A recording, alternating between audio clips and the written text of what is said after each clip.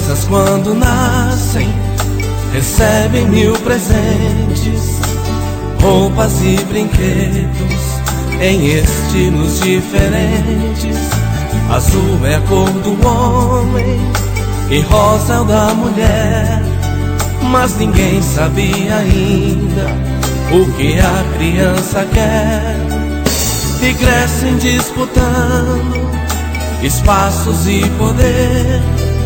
O homem quer ser mais forte e não aceita perder,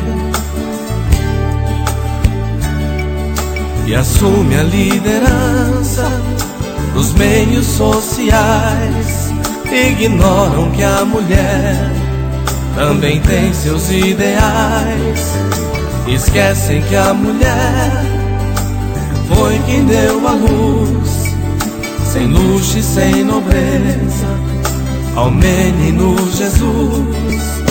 E foi uma mulher que no ventre carregou a semente da vida do homem que nos gerou.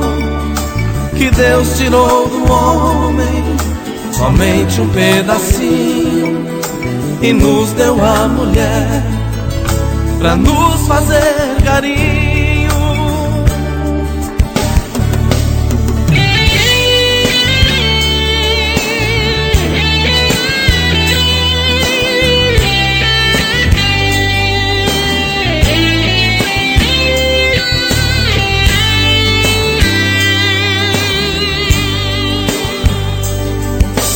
Mesmo o Criador teve pena de nós, sabendo que o homem não viveria sós.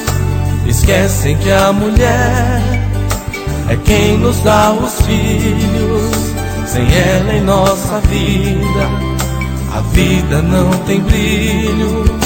E faz do nosso lar um lugar de alegria. Sem ela nenhum homem teria uma família.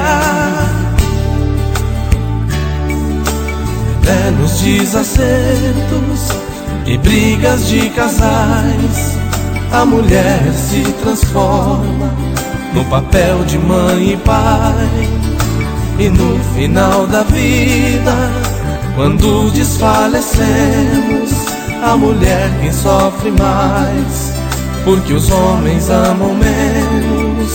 Perdoe-nos, mulher, és presença divina, porque tu tens a luz que aos homens ilumina.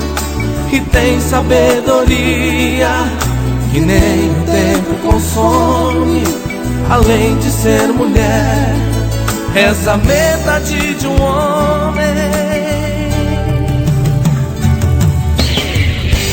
Mulher, mulher,